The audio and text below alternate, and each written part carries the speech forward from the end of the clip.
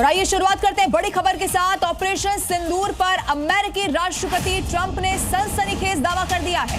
उन्होंने कहा है कि ऑपरेशन सिंदूर के दौरान पाकिस्तान के पीएम शहबाज शरीफ को हमने मारे जाने से बचाया। अमेरिकी राष्ट्रपति ने आगे कहा कि शहबाज शरीफ ने उनसे युद्ध रुकवाने के लिए दखल देने के लिए कहा था।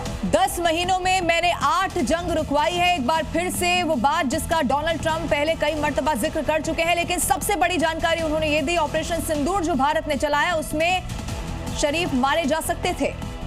तो ये बड़ा दावा डोनाल्ड ट्रंप की तरफ से सामने आया है। वो कह रहे हैं कि अगर मैं बीच में नहीं दखल देता तो पाकिस्तान के पीएम शहबाज शरीफ मारे जाते। वो डरे हुए थे, सहमे हुए थे, और अगर मैंने बीच में इंटरवीन नहीं किया होता तो न्यूक्लियर वार हो सकता था और उन्हें अपनी जान का खतरा था।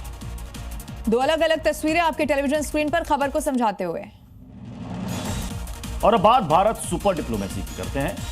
यूपी के सीएम योगी आदित्यनाथ जापान पहुंच चुके हैं, जबकि प्रधानमंत्री मोदी आज शाम इजराइल पहुंचेंगे। देखिए, टोक्यो में योगी आदित्यनाथ का भव्य स्वागत हुआ है, जबकि प्रधानमंत्री नरेंद्र मोदी की इजराइल यात्रा बेहद महत्वपूर्ण रहने वाली है। इस यात्रा के दौरान इजराइल के साथ कुछ अहम रक्षा डील जैसे ड्रोन और बैलिस्टिक मिसाइलों के साझा उत्पादन पर बात बन सकती है। यात्रा ऐसे वक्त में हो रही है जब मध्य पूर्व में अशांति का माहौल बना हुआ है और इसी लिहाज से बेहद महत्वपूर्ण ये यात्रा प्रधानमंत्री नरेंद्र मोदी की। एक तरफ सीएम योगी आपको आज जापान में दिखेंगे तो दूसरी तरफ इजराइल की यात्रा पर प्रधानमंत्री नरेंद्र मोदी गए हुए हैं, और दोनों ही यात्रा बहुत ही अहम बताई जा रही है।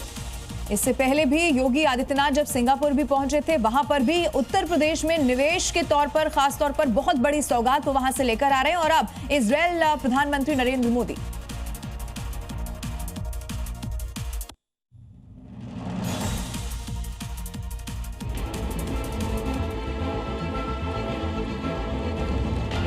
यूपी को नई बुलंदियों पर पहुंचाने और राज्य की अर्थव्यवस्था 1 ट्रिलियन करने का लक्ष्य लिए मुख्यमंत्री योगी आदित्यनाथ सिंगापुर के बाद जापान में कदम रख चुके हैं।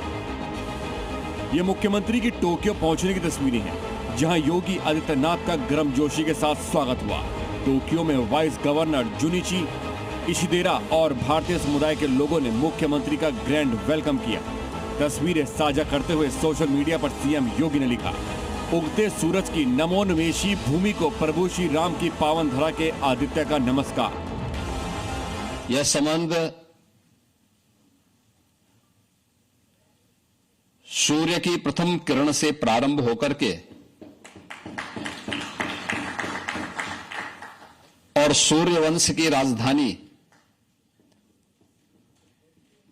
उत्तर प्रदेश को एक आत्मीय संवाद के साथ जोड़ती है। मुख्यमंत्री की जापान की पहली यात्रा है जो यूपी के विकास के लिए काफी अहम है। जापान दौरे पर सीएम योगी का focus advanced manufacturing, electronics, electric vehicles, railway, chemicals और इनोवेशन पर रहेगा। टोक्यो में सीएम योगी बिजनेस कम्युनिटी के लोगों से मुलाकात करेंगे और पूरा फोकस यूपी में निवेश लाने पर रहेगा। इस दौरान प्रदेश में निवेश, तकनीकी सहयोग और औद्योगिक विस्तार के नए अवसरों पर चर्चा होगी।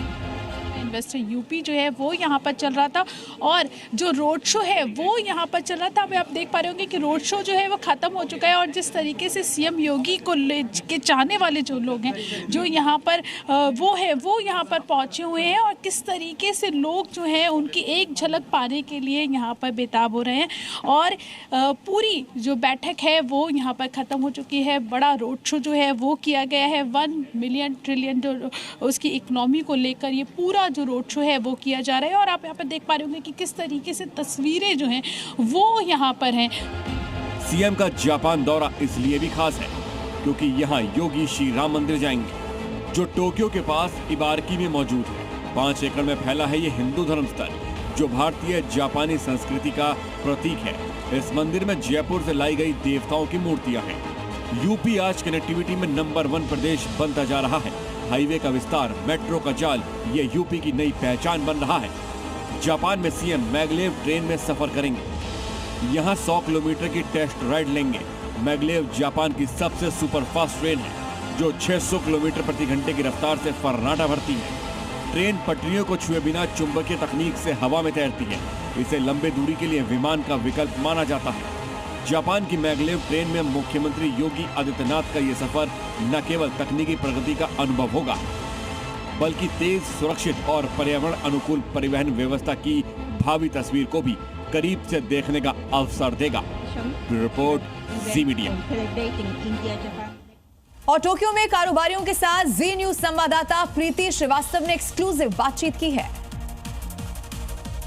आज सुबह से माननीय मुख्यमंत्री जी ने बैठकें शुरू की हैं, मित्सुबी के साथ की है और भी ट्रांसपोर्ट के रिलेटेड कंपनी से की है। अभी जो है यामानाशी प्रीफेक्चर के गवर्नर साहब के साथ जो है मीटिंग है, बिजनेस मीटिंग है।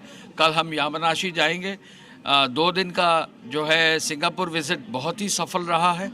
लगभग 60,000 करोड़ के MOU हुए हैं और 1 लाख करोड़ तक का कुल मिलाकर जो है इन्वेस्टमेंट आने की संभावना है।